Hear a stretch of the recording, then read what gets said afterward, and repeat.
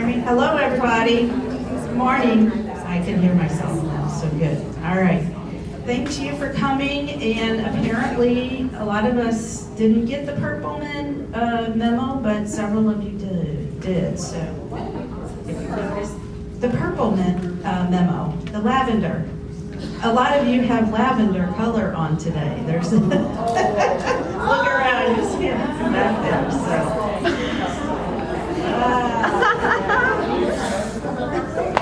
All right, do we have any new attendees today? Hi there. Welcome. Glad to have you. And I see, are you with Nancy? Linda, sorry. Linda. Okay. Okay, well, good to see you again and have you here attending. So I'm StephanieParson.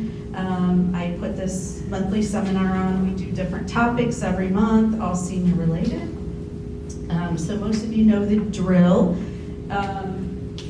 We're having some technical, I should say the library's having technical issues. So we have no slides at the moment, but maybe they'll come on. So we are just gonna go with it.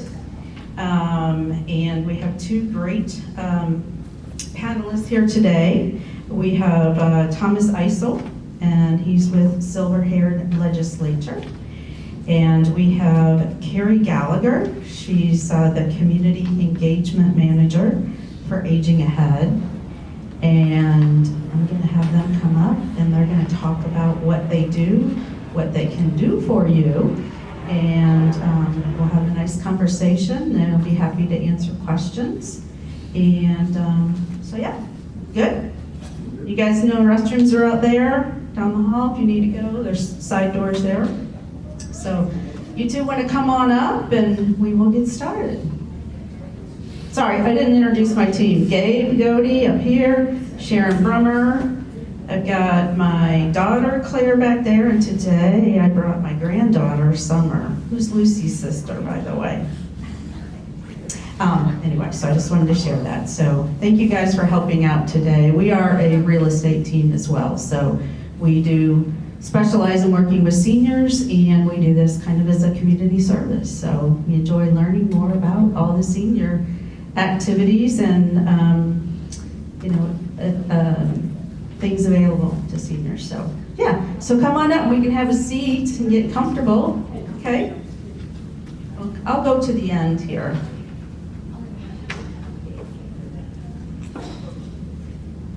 So Carrie, I've actually had somebody from Aging Ahead in before, but it was not at your level. So it was actually one of the senior center directors in the area. And it's been a while, so I know a lot of people probably kind of heard of Aging Ahead in relation to at least Meals on Wheels, but there's so much more. Oh, sorry. Has anyone, show of hands, heard of Aging Ahead? Okay, several, that's good. So we are a nonprofit. We're an area agency on aging. There are 10 area agencies on aging throughout Missouri. There's actually one in every region of the United States. So anywhere you live, if you move somewhere else, you will be able to get connected to an area agency on aging. Ours is called Aging Ahead. We are located in St. Louis, St. Charles, Franklin, and Jefferson counties. We serve the largest number of seniors throughout the state, so we're the largest area agency on aging. All of our services are free to access as long as you're 60 and older. If you receive Meals on Wheels, there are pre-qualifiers, but as long as you don't have a way to come to the center, you can't drive yourself, you don't have transportation, you would be able to receive Meals on Wheels. But I'll kind of back up. Our mission is supporting individuals through the journey of aging. And basically, we are just here for you. We cover a wide variety of services and resources, again, all free to access as long as you're 16 and older. Our big thing is Meals on Wheels, but we also provide we have a department called Community Options. So you can call in with any question, and our Community Options service members basically serve as a gateway to resources throughout the area. So if we don't have the answer, we have a trusted resource that does have the answer. We're a great first call for you. So you might have Medicaid or Medicare questions, we can help answer those. We help with caregiver assistance, caregiver burnout. We have guides on, yes, various different programs. We also are in senior centers. We're in about 13 senior centers throughout the 4 counties. There we go. Okay. So where is your office at? Because you're more at a, I guess, a corporate kind of level. Yes. So central office is in Baldwin. Okay. And yeah, that's where I operate out of. And then, yes, you were going to talk about the senior centers. So the ones that I would say almost everybody here is St. Charles County. So we have St. Charles, St. Peters, Wentzville, and O'Fallon. We have a hub in each of those areas. And then we are also in various other places where seniors naturally congregate, like libraries. We have a choice program, so we come to the community with programs and speakers as well, and a lunch is always provided. Yeah. Okay. So, what can you do? First of all, does everybody know where the senior centers are located specifically that are in your area? If not, okay, all right. I'm not sure I know where the O'Fallon was, and that's where my office is at. Listen, I don't even know. I have to use GPS for everything, so if I Somebody knows. right. I know where it is. Where is it, Donna? Right. Where? Tell us. To get to it now is really difficult because it's blocked. It works on the city hall. Oh no. It sits on the city hall parking lot. Oh, on the north side of O'Fallon. Yes. Gotcha. Yes. Okay. To the side of the railroad tracks. Yeah. Okay. But they are open until 2 It's a pretty big center. Yeah, I remember going. Wentzville is located in the new community center there, so that's a really nice space. And then St. Charles, actually all of our St. Charles County centers are very well attended, have lots of activities, including exercise classes. The center admins are great there. So how do they, first of all, find more information about what is offered, and they could go to any center, Yeah, you right? could go to any center. Okay. I would encourage you to visit our website, which is agingahead.org.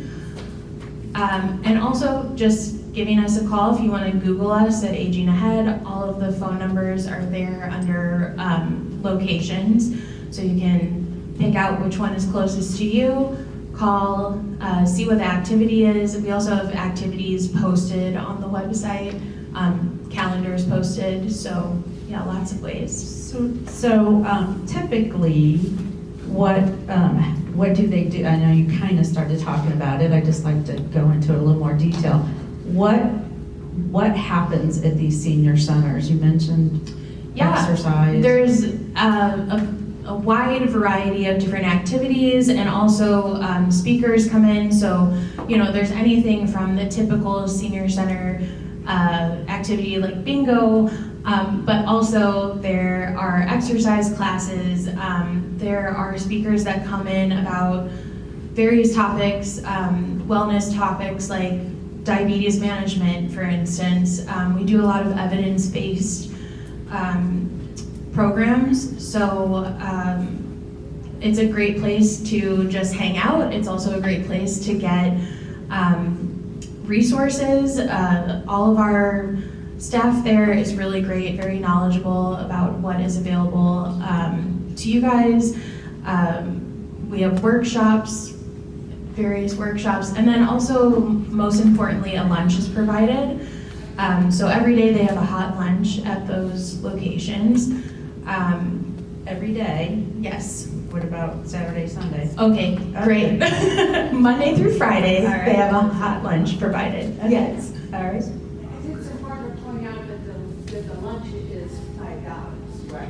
They asked for a voluntary. It is a voluntary donation. We have yes, it's a voluntary donation of $8 actually to deal with, not to deal, but because state and federal funding is pretty stagnant and prices keep going up. Yeah. It is free if you want a lunch. We do have a suggested donation of $8 though. Okay, so suggested donation. Okay, very And good. those donations are anonymous, and also if you donate, no one tracks that. So Okay. I haven't been to get a lunch. I actually have a client who is the head preparer. I guess it's out at St. Peter's, I would say, for the area Meals on Wheels. So anyway, he loves working there. yeah, it's a great place to work. I mean, not to be biased, but I love it. So. Okay. So about the Meals on Wheels program, that is for those are volunteers can sign up to help deliver. Yes. Okay, and what are the people? What's the qualification for people to get on the Meals on Wheels program? Great question. So to receive Meals on Wheels, again, there are qualifications. You just have to call, and a COS member, so one of those community options specialists, will walk you through a short questionnaire. It's all self-reported. So if you say, it could also be temporary too. If you have a nasty fall and for a few months you can't get out of your house, but you can usually drive, but you just can't for a few months, you can be put on our meals list. But it's also a long-term solution as well. So it's very flexible. If you're going out of town, just call the center and let them know, and they won't deliver that week. But it's more than just a meal. It's also a friendly check, a wellness check to make sure that you're okay. We've had several instances where lives were saved because volunteers do that friendly wellness check and someone doesn't answer the door and it turns out someone had a fall and they were on the floor since Sunday and it's Monday morning, and so it's really life-saving. And then to be a volunteer, yes? Is that just Monday through Friday? It is Monday through Friday, yes. To be a volunteer, if you're interested in volunteering, we are always looking for volunteer drivers. A lot of our volunteers get just as much out of doing that as the participants receiving the meals. It's really great. We get lots of stories from volunteers just making connections with their route participants because you have the same route every week. So you really connect with the people you're delivering to, and it's just, it's wonderful. So, but to be a volunteer driver, because you have sensitive information at your fingertips, you know where participants live, you know their names, we do require that volunteers go through a background check. Sure. Okay. And I've looked into helping out with that program before. I was surprised at one, how flexible it is, and two, the time requirement can be very, very minimal. It's typically an hour and a half, depending on the route. Sometimes it can go up to 2 hours, so it's best for retired folks. My dad does it, he loves it. He, retired a few years ago, and my stepmom was like, you gotta get out of the house. you gotta Sharon. Idea for husband. Her husband's getting ready to retire. It's helped their relationship immensely. He's retired at the end of September, and he's like, I'm gonna drive you crazy. I'm like, You're gonna drive for Meals on Wheels. That's what you're gonna do. Okay, so basically it's a hot lunch, I think. Depending on the location. Since COVID, and staffing where it is, some lunches, just depending on the route, are hot and some come frozen. So it depends on if you receive Medicaid. There are things around that, but typically it's a hot lunch now. Yes. Okay. All right. So if you have a need or in the future, or you know of someone who could benefit from this, have them contact and find out, how they could get something set up, whether it be permanent or temporary, and give them some consistent meals coming in when they can't get out. Yeah, and honestly, for any other need too, like if you just, people I don't know how to phrase it. It is overwhelming to be in a space where you've never been before, and all of a sudden there's panic of, I don't know what to do, I don't know who to call. So if you're in any, if you're in, you just feel overwhelmed in any way, a call to our COS department, so just a call to Aging Ahead, can really help map out what you're going through. We have resources for you. We have a plan. We can calm the waters. So whether it's Medicare, Medicaid questions, it's almost made to be confusing. So we can help with that stuff. We can help you with, if you suddenly become a caregiver of your spouse, or just have questions around that, we can help. And if you need home modifications, minor home mods, someone can come into your house and say, okay, I think we need grab bars here, and we can help install them, and we have those resources. So it's a great first call. And again, if we don't have the resource, we have or if we don't have the answer, we have the resource for it. We work very closely with the Alzheimer's Association. We work closely with Oasis, Voice. So I would just highly recommend, yes, in the back. Janae Covington here in the St. Peter's office has been really helpful to a lot of us at this particular table here. And Yes, that's a great. She's a huge resource, and the adult day reimbursement program, I was in that for nearly 2 years. That was extremely helpful. And Mary Ann's on rides, sometimes supplies, So there's just such a variety. It's almost, you don't know what you need until you need it.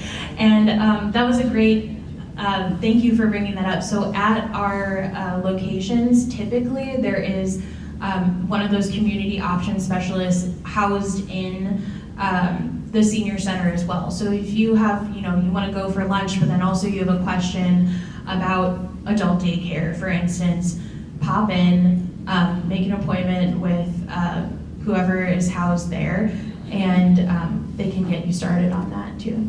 Yeah, and that, I didn't start off with my spiel because most everybody's heard it before. That's why I started doing this. Not that everybody here has a need, but just to know, because there could be a time that you do need. Yes. It is overwhelming, aging. None of us have done it before, and it's difficult to navigate. So, we like to say we're all doing it. Yes, we're all aging ahead. All in this together. Yes. So Choice program, can you speak about that? Yeah, so our Choice program is really great. We have virtual options as well as in-person options. Virtually, this has changed a little bit, so I'm not that person, but if you have questions, please call us. So we have virtual options. We have a program right now where tablets are provided to participants, and they can Zoom in for weekly presentations, and then a meal is delivered to them. And then also in person, we are in community centers, various libraries in St. Louis County. I think they're trying to expand to St. Charles. We are in a community college. It's a growing program, and it's really what exactly is it though? Yes. Thank you. Okay. Getting ahead of myself. I'm thinking you're talking technology Yeah. here. So Choice was created because seniors aren't really attracted to going to a quote senior center anymore. So we're trying to fill that gap with meeting you where you want to meet. So for instance, this is a great meeting space. At Choice events, typically there is a speaker or a presentation and then a lunch is provided. And Choice presentations are typically evidence-based programs. So we have a variety of topics, including, again, like diabetes management, but also financial health and downsizing and a lot of different topics that are interesting, but also there could be Tai Chi or mental health check-in. So what's that? St. Louis history is one. Yeah, so there's a lot of different topics. That's also a So great it's an program. education series, is that what it is? Yes. Okay, all right. And they have meals that they provide with a, Those meals are not hot. They're like a boxed lunch Okay. that you would get at like Panera, for instance. But and you pay for that then? it is also a suggested donation of $8, but you do not. It is free to you. $8 or whatever, that's a discount for a decent meal. You said it. I don't know, Absolutely. you go to lunch and it's like Well- $15, and you're like, what? That $8 cost doesn't, so our funding works in a certain way. We're quasi-governmentally funded, but we do not get reimbursed for the full cost of the food that we provide and the services we provide, so that $8 really helps supplement what we do not receive back from the government. So what are some of the other services and programs at Aging Ahead? Sorry. No, it's I know, when you're, Yes, we have voter ed information. We have various volunteer roles, including, so if you're not interested in going out, but you want to help in a certain way, we have a friendly caller program. So you would just call a homebound participant who might not have family in town or friends around, and just have a social call for an hour once a week. And that's a really cool program. We have grandparents as parents program, again, caregiver assistance. There are other volunteer opportunities. Tom's gonna speak to Silver Haired, which is Advocacy, so I'll just tease that a little bit, but they've done incredible work. So if you're interested in advocating for senior rights in Missouri, that's an awesome organization to join.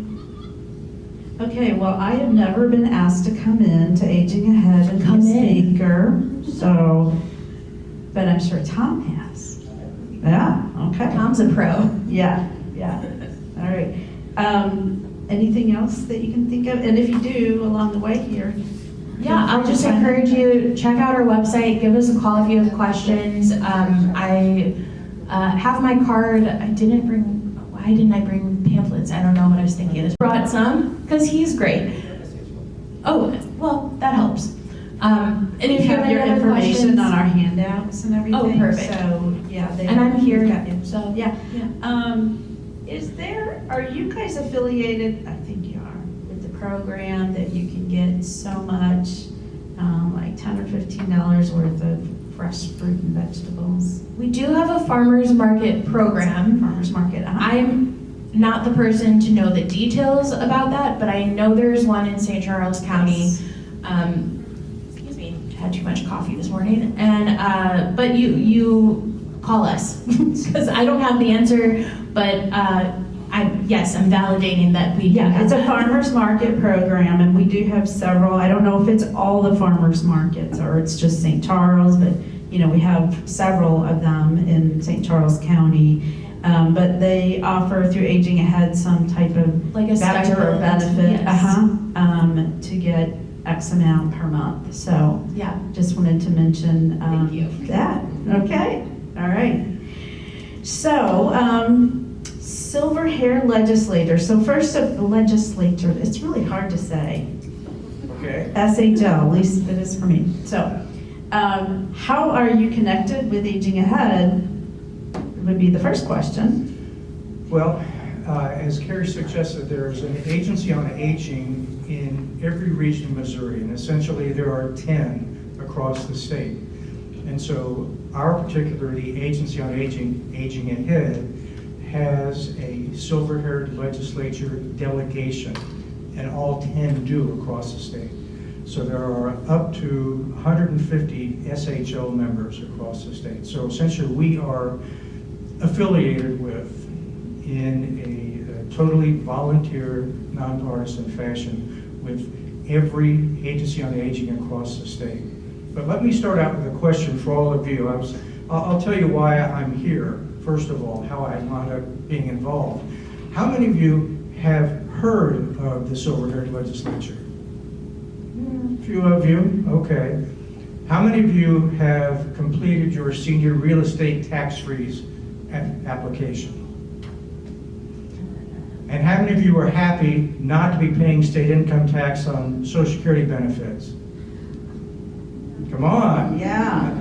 Well, those two items were two of the SHL's priorities several years ago, and due in part, now the SHL can't take all the credit, but due in large part to our efforts, that went through the Missouri Legislature in 2023. Those were big wins for the SHL. Now, let me tell you how I got involved with it. Many of you haven't heard of it. I'm not surprised because I hadn't heard of it either. But the last 40 years, I was a professor at UMSL, professor of finance.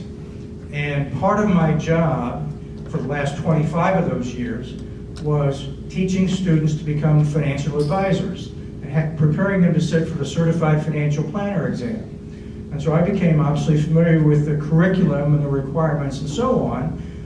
And as I began to talk to students and financial advisors across the region, oftentimes they would say, gosh, you know, we've got these senior clients, these people are getting older and they seem to have problems that I'm just not sure how to deal with or where to direct them, or they even complain about my office, it's not light enough, or it's too cold, or they can't read the brochures and whatever.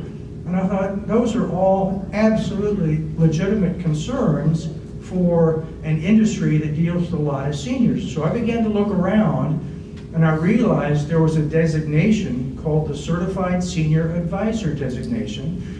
And it's designed for people who work with seniors in some capacity, not just financial. As a matter of fact, it's mostly not financial.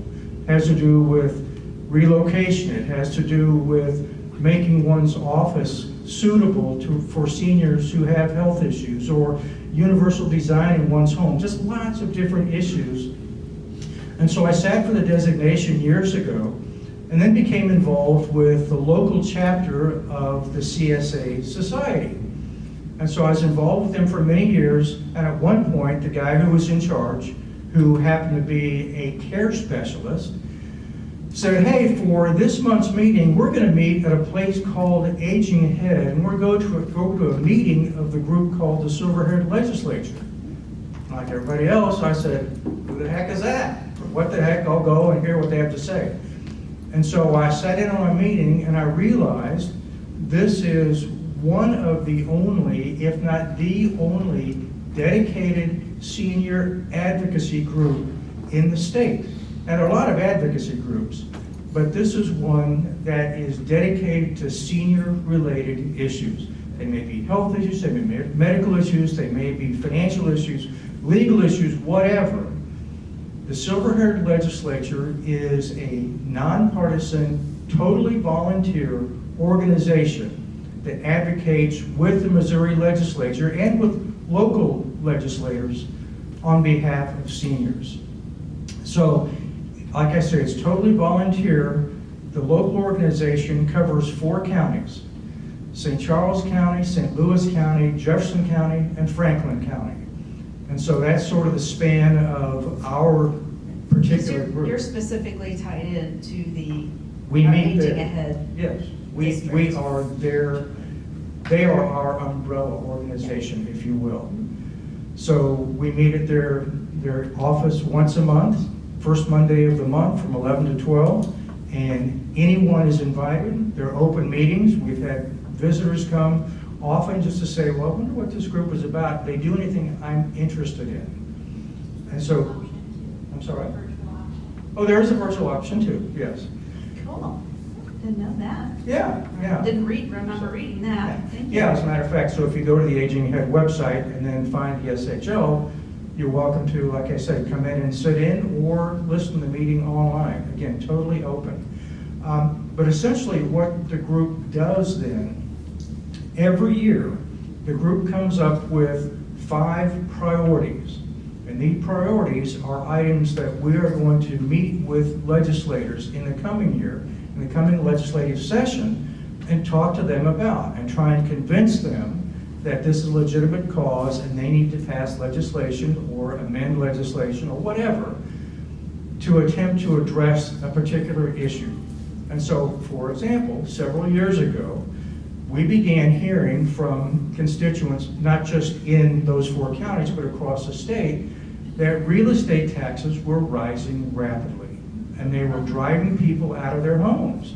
And as a matter of fact, we actually came across a fellow who was not an SHL member, but came across a guy who had spent the last 35 years throwing the Post-Dispatch.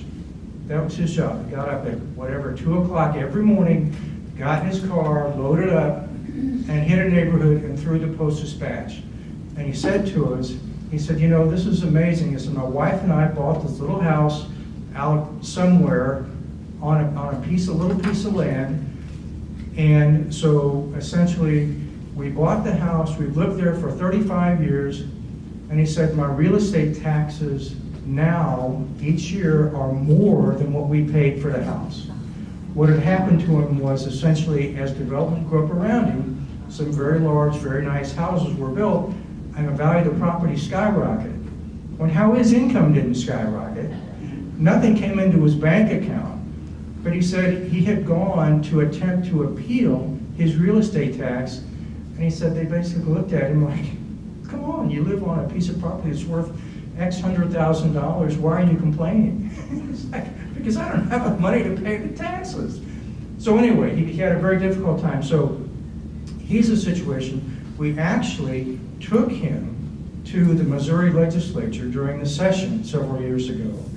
And along with several of us, he testified before the legislative subcommittee that was deciding whether or not to push this thing forward. And I can tell you that of all the witnesses there, including myself, the one that made the most impact was him.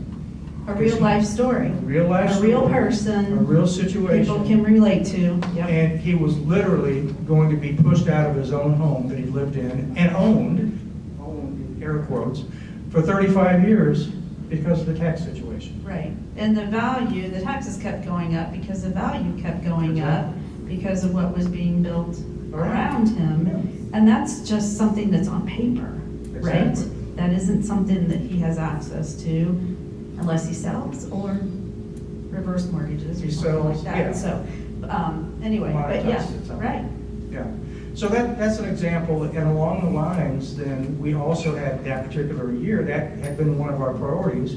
Also, one of the priorities, Missouri at that time was one of the small number of states that still taxed Social Security benefits. And so that was one of our priorities, and we're convinced of legislators to, I will say eliminate, but that's not technically true. It's actually just drastically reduced, but nonetheless, most seniors in Missouri no longer need to pay state income tax on their Social Security retirement benefits. How long of an endeavor was that to get it from like, okay, we're going to, this is one of the priorities, from that to actually getting the legislation passed for it to happen? Well, when we met with one of the legislators who actually wound up co-sponsoring one of the bills, he said, guys, he said, don't expect this to happen overnight.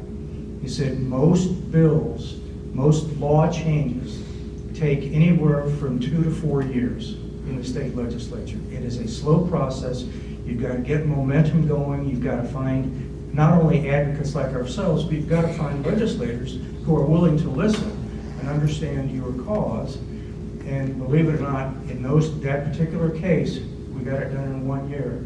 And afterwards, he said, I can't believe it. He said, I've never seen this before. And now I'm not going to tell you, a lot of the things that we advocate for have been on the list for several years. So I would love to say that happens every time. It doesn't. But that was one that would just seem to be the right time and the right place.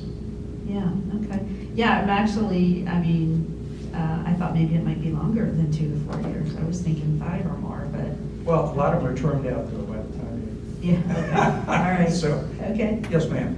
On our St. Charles senior tax abatement, do we still have to apply for that every year, or is that one and done? Well, I'm not a St. Charles expert. I worked with St. Louis County, but my understanding is the St. Charles County Council just voted last week that you don't have to reapply once you're approved.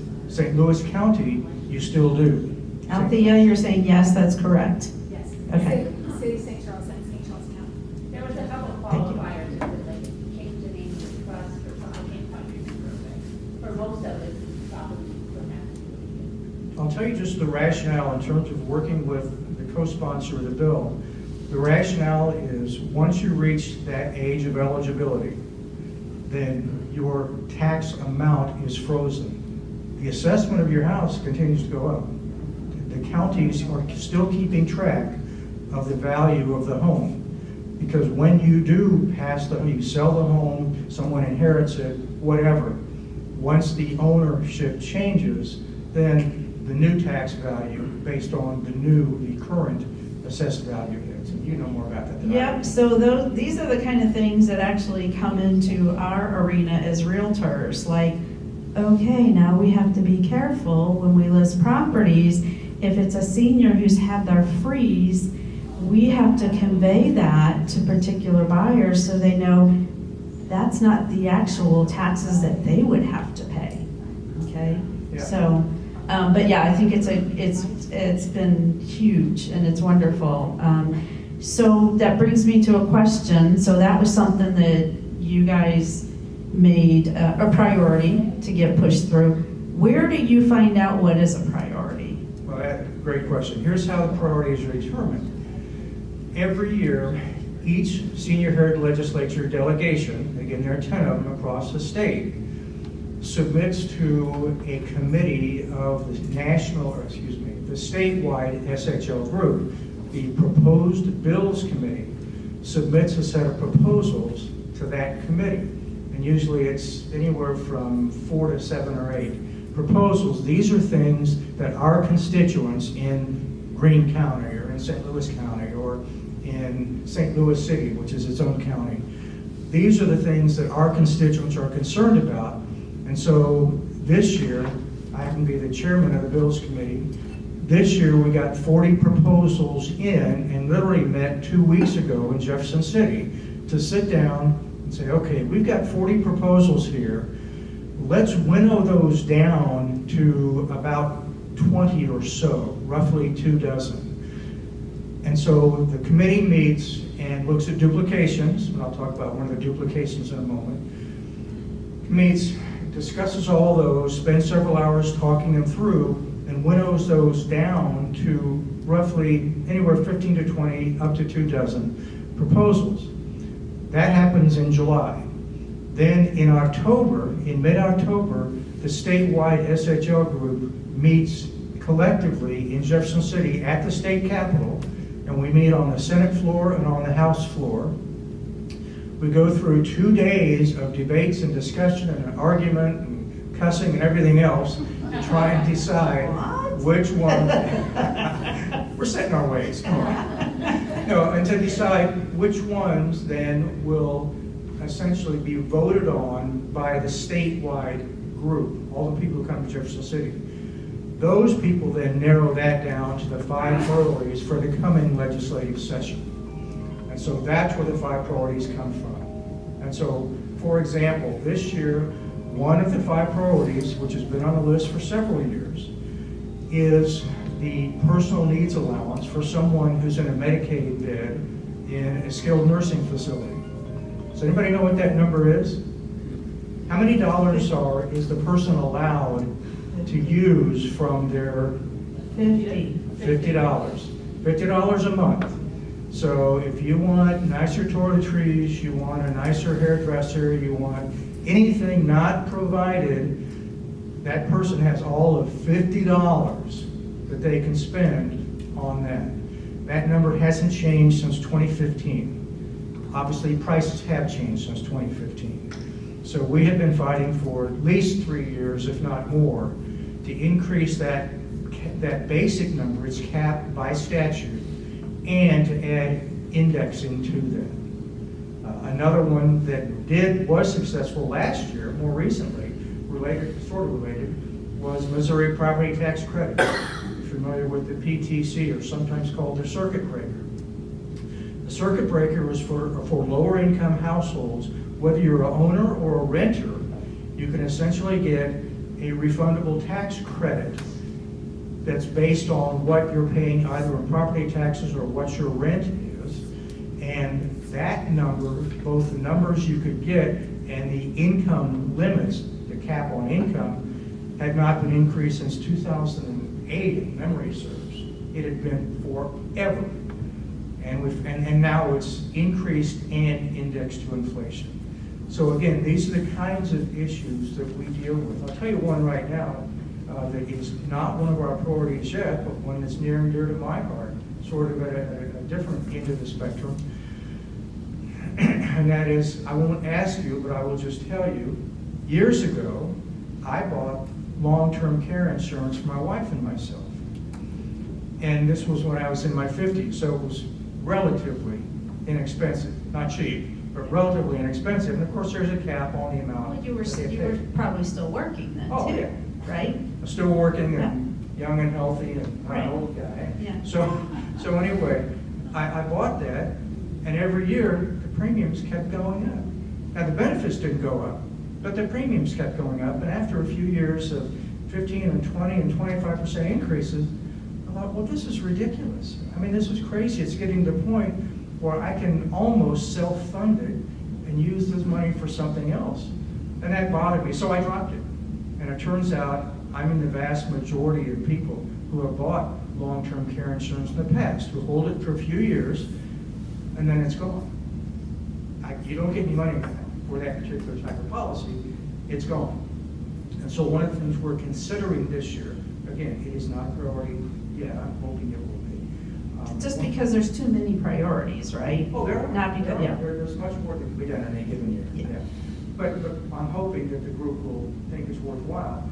And that is to at least give the Missouri Department of Commerce and Insurance the authority to review long-term care insurance premiums. You know that right now, there are 2 states in the union that the insurance departments don't do that? Missouri and Alaska. Why? I don't know, but it makes sense to me. So those are the kinds of things we will do.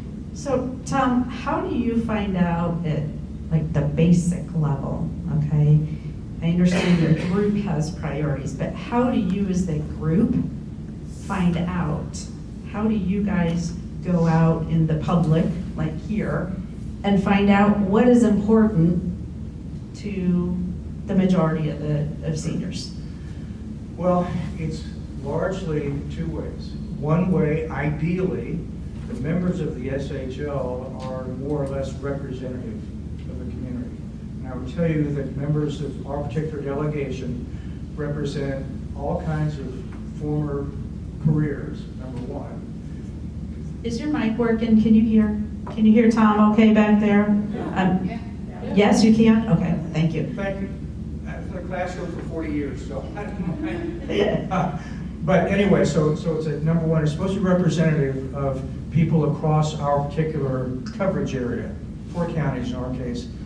And the other is, to be quite honest, almost everybody in the delegation, maybe everybody, is involved in lots of different organizations. And so in that respect, we do a lot of things like this. We're involved in political, non-political, profit, not-for-profit organizations. And so we've got a group of people who are pretty active in the community in a lot of different ways. And sort of, we keep our ears to the ground. And we also attend a lot of different meetings. We were at the, Yeah. Also, they taken on themselves to bring in different speakers for education purposes. So for instance, a few months ago, we had someone speak on the circuit breaker,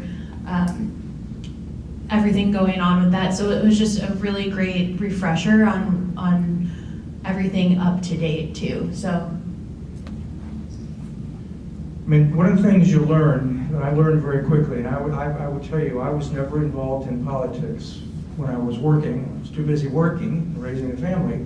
But in meeting with lots of politicians and going to Jefferson City and so forth, I learned two things.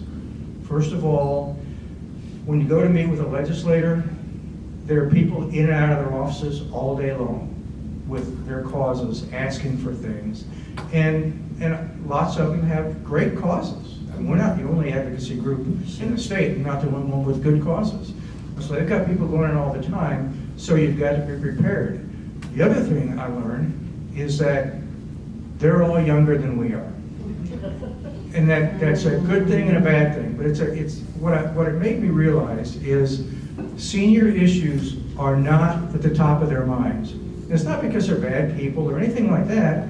It's because they're in their They haven't been there yet, 50s. right? Well, they haven't been there. But I mean, think about it. And I'll be honest, when I was 45, I wasn't thinking about senior issues. I was thinking about the things that affected me at that time. And so, in my mind, going to the legislature and meeting one-on-one with these people, it's a chance to say, look, you're not there yet, but maybe you've got parents, maybe you've got grandparents, whatever.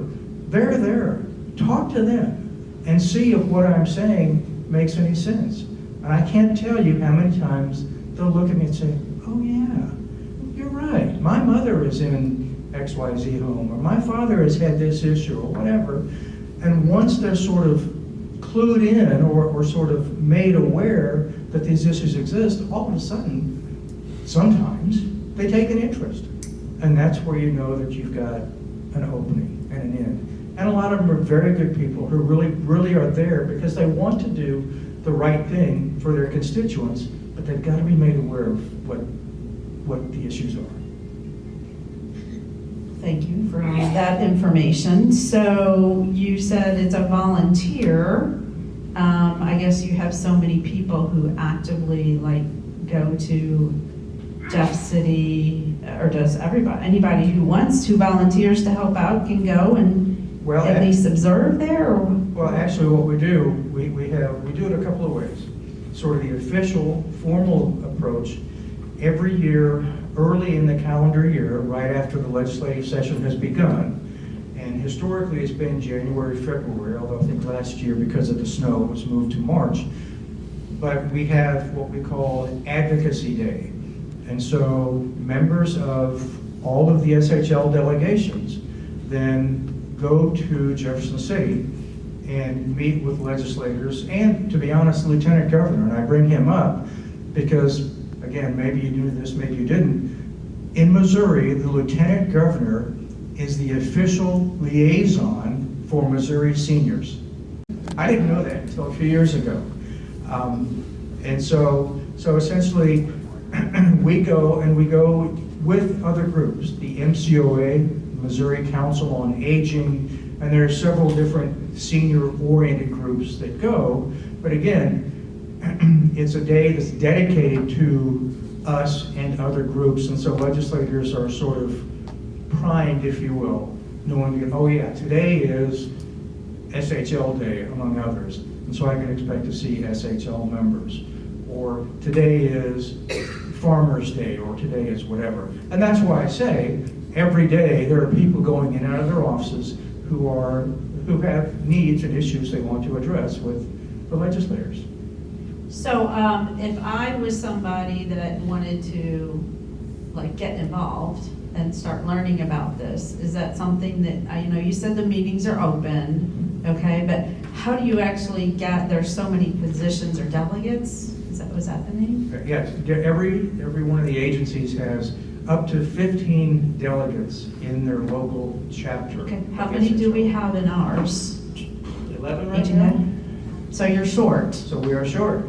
And if we go over, And if we go over, we have what we call alternates. So really, there's no official limit. Okay. Are you looking for people to help out? Yes, we What's are. your ask here? I'm not looking for money.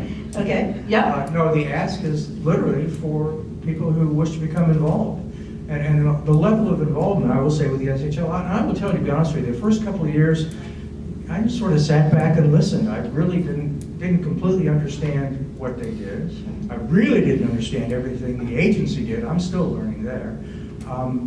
But over time, I began to get to know these people and know the issues and began going to Jefferson City. And to be honest, one year I literally just followed one of our longer-term delegates around and sat down with him in various representatives and senators' offices and listened to the discussion to see exactly how he presented things, and he's very good at it, by the way, how he presented things and so forth. And as I began to get more and more involved that way, I realized, hey, this is something I could do. This is fun. This is kind of interesting. And it's keeping me active and keeping me involved. And if I was giving my PowerPoint presentation, I had a copy of today's Wall Street Journal. And I was going to show you that there are 2 articles in today's journal that deal with seniors every day.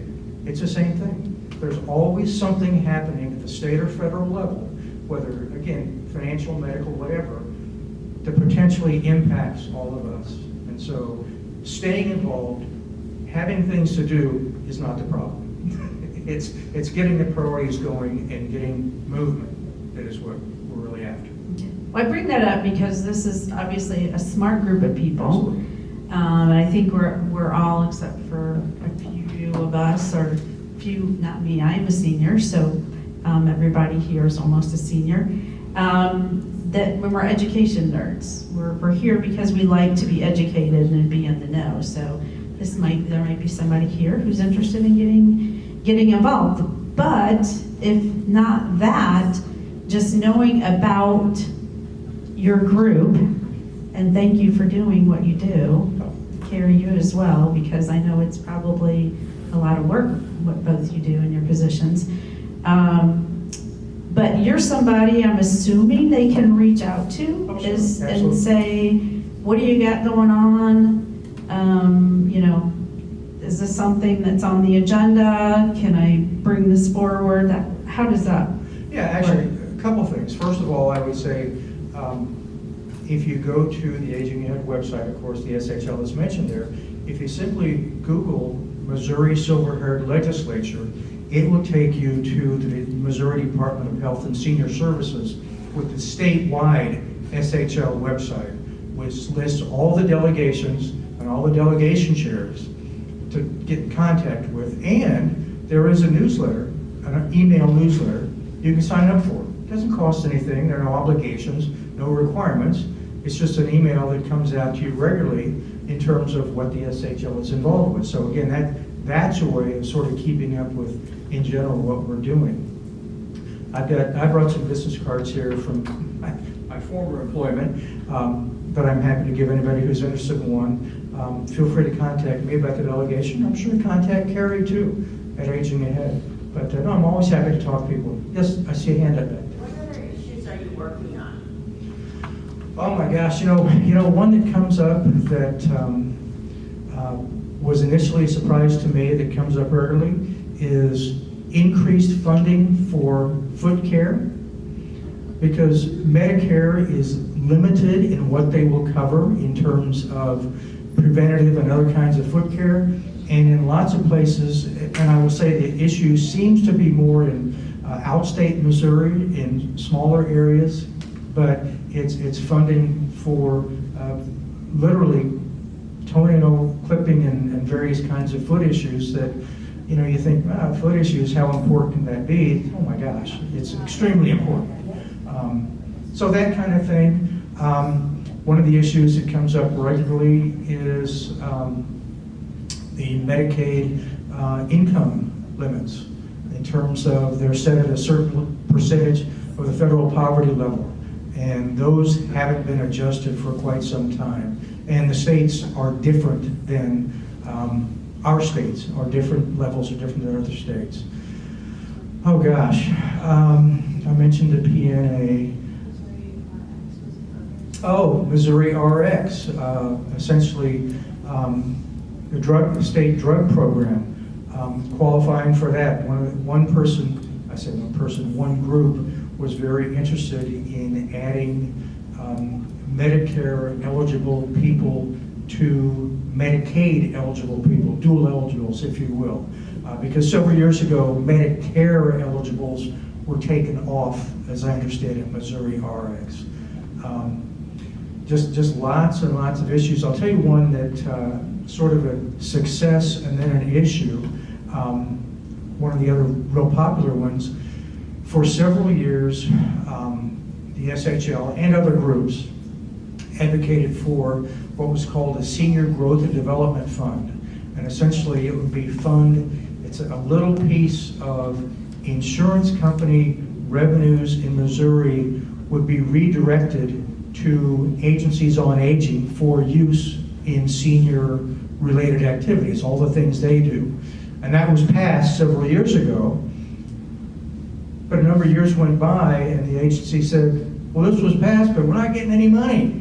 What's going on? And so essentially, after several years of discussing and talking to various state officials, they said, oh, yeah, we need to appropriate that, I guess, huh? So they began to get the money and it was great. But then in the most recent year, that amount that was being funneled to agencies on aging was cut by 20%. And so that's another issue that we're working on. So those kinds of things, if that answers your question. So, Tom, you did bring these really nice pamphlets, and we will have those out for anybody who wants more information on it. But I would, so we have a vote coming up here in 3 weeks or less. Are those things, either of those propositions or amendments, whatever you call them, amendments, anything that you guys were involved in? And I don't know if it's okay to talk about those. Well, if you've ever heard, if anybody watches the financial channels and you see someone who's a Federal Reserve official, they want them to comment on something, the first thing I say is, these comments are mine and not of the Federal Reserve System. I do have very strong feelings, but let me start out by saying that both the SHL and all the agencies on aging are strictly nonpartisan organizations. I say we, the SHL, do not take a position, conservative, liberal, Republican, Democrat, whatever, on given issues. Now, I know that we do attempt to educate on issues. Here's what the statute, here's what the amendment says, and here's some likely implications of it. But in terms of trying to get anyone to vote in any direction, that is not, as a matter of fact, I have said to our delegation more than once, when we talk about, and these things come up, of course, say, this is not going to become political debate. This is not what we do. But anyway, let me just say this. Both of those amendments, particularly Amendment 5, can potentially have very major implications, both positive and negative, for seniors.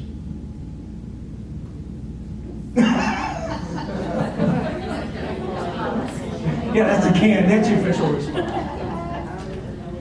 Okay, so that's your canned response. So I don't know if anybody has any questions. Well, I'm happy to answer questions. Yeah. Before I do, let me say this. If you are concerned, interested, whatever, about any of the amendments, particularly Amendment 5, which of course is on the radio a million times a day, I would urge you, go to house.mo.gov. That is the official Missouri House website. Okay, house.mo.gov. And it will ask you, and in the upper right-hand corner, there will be a little box where you can put in, well, here's a piece of legislation, I want to see what it says. Don't tell me what the guys on the radio say, pro or con. I want to see what the actual legislation, the amendment, says. And you can put in the number. In this case, you would put in HJR 173. Click on the search, and it will take you to the actual amendment, which is one page. Now, it's written by lawyers, so it's not the easiest read in the world. That therein lies, I guess, the problem. Yeah. It's confusing. It is, but at least you can see what it actually says. Okay. I'm sorry, you have a question back there, ma'am. Do you know if the Secretary of State put out a fair language ballot explaining it? Sometimes they haven't on a couple of them because I don't know if it's too complicated to explain in simple language or. I don't know the answer to that, but if I could, and again, please don't take this either direction, just what it says is, it will allow the Constitution to be changed, Missouri Constitution, to be changed to allow the imposition of sales and use taxes on services that aren't currently taxed. That's what it does. Dead stop right there. Okay? And you can pause it, whatever. That's just what it says. Yes, ma'am.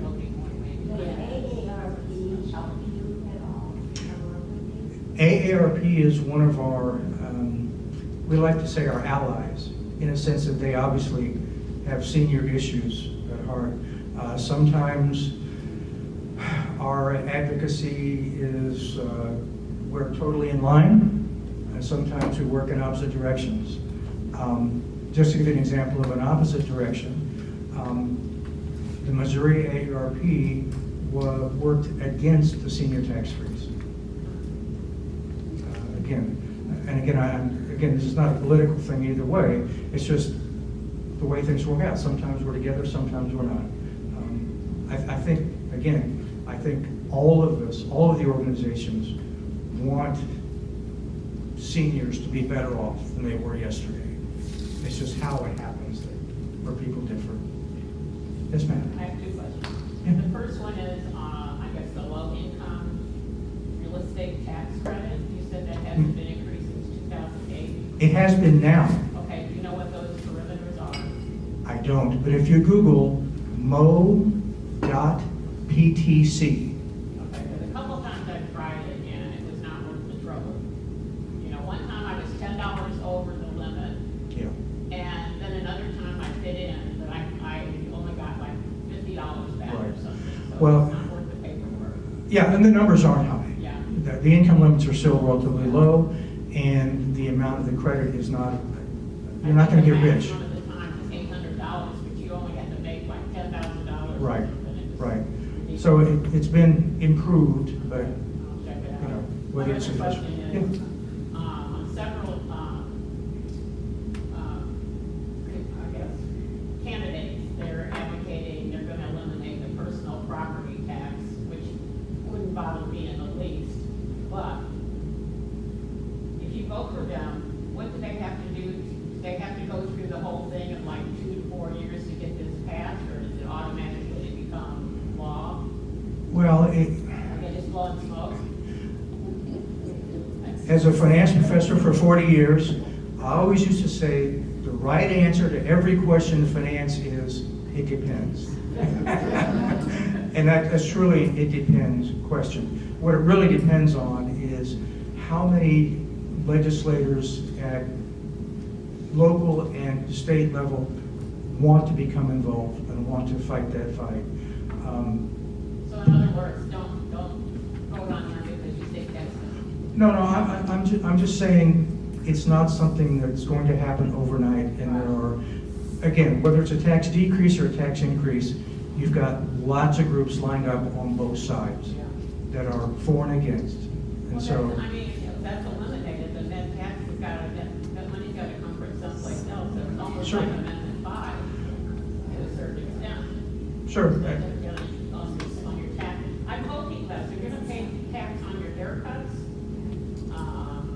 when you get your car fixed, anything, and you need to take that into consideration because the money's gotta come from someplace. sure, You know? yeah. So I feel the personal property elimination is kind of the same thing.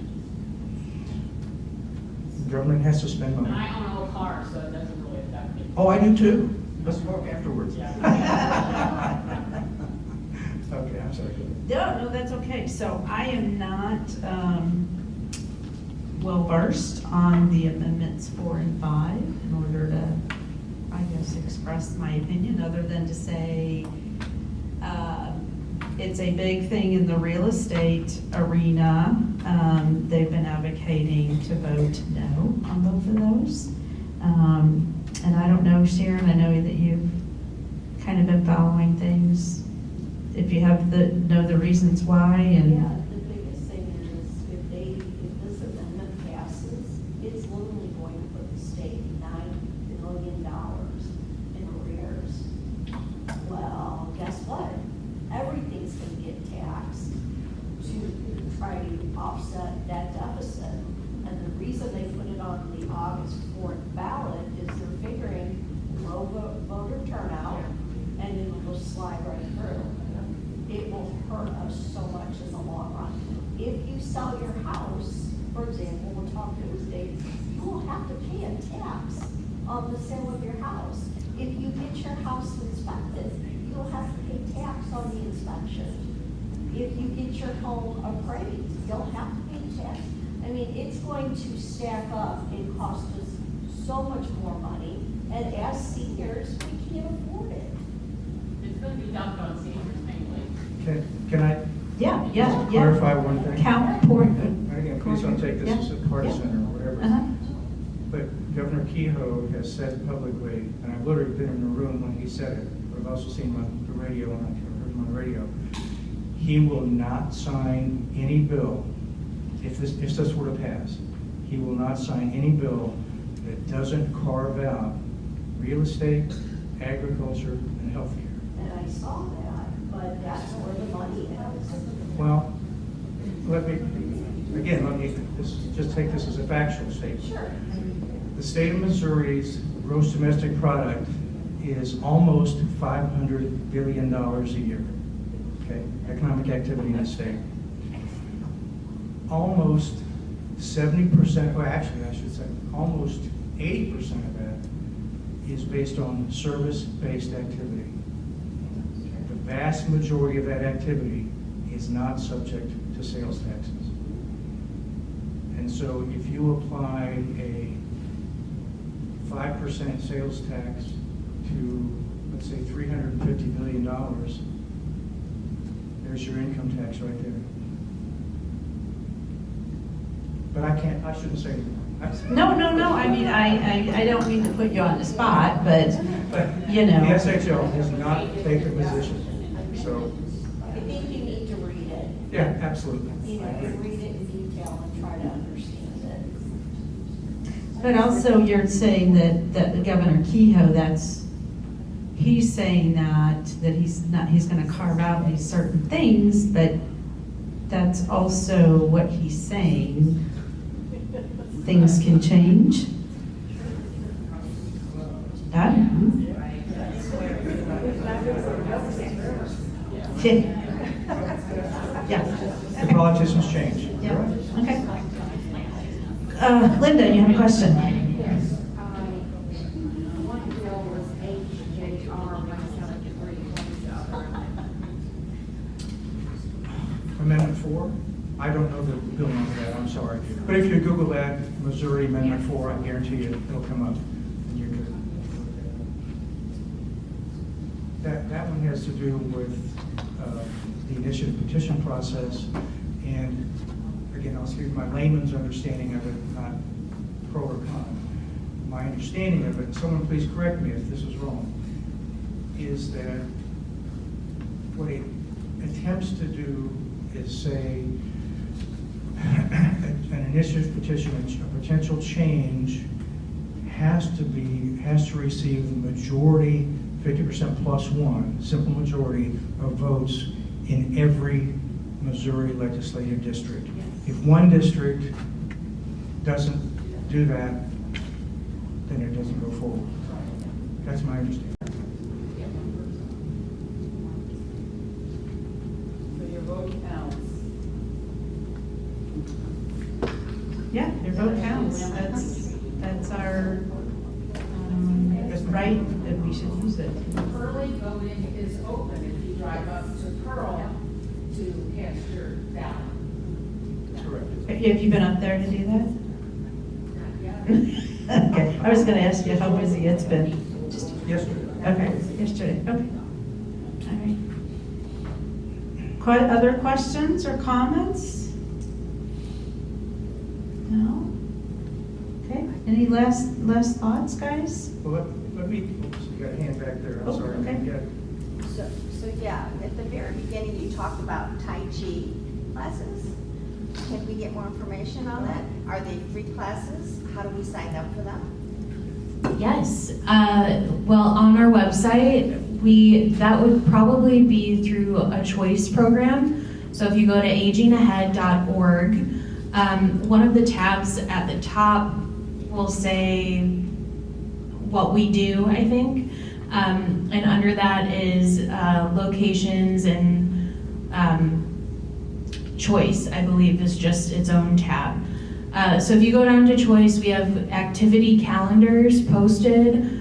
So I don't know specific dates for Tai Chi or chair yoga or any of the other, we do dance classes, I believe, art classes as well. So yeah, I would just be familiar with those calendars, and then if you just have a question, give us a call. And I believe the website and information should be on your handout for further contact. And thank you guys for muddling through this without slides and everything. So I just found the list of that we had down for what Aging Ahead can assist with: transportation, family caregiver support program, relatives as parents program, in-home services, Medicare, Medicaid, housing, long-term care options, application assistance. Is that for anything senior related? Excuse me. Disabilities, resources, and much more. Okay. Sorry about that. Well, thank you for attending. How about a round of applause for our superintendent? Excuse me. Next month, we are having, topic will be on scams. AARP will be here. And we also have, excuse me one second.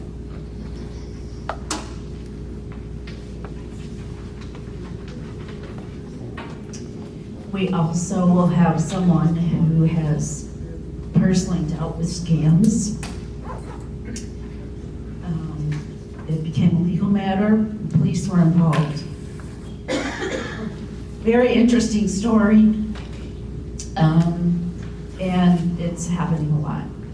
And so she's come to share her story. It was her mother that she had to get involved with. And there was a pretty substantial loss of money in that regard. So it's interesting to hear about that and learn how you can avoid it. Thank you all for coming.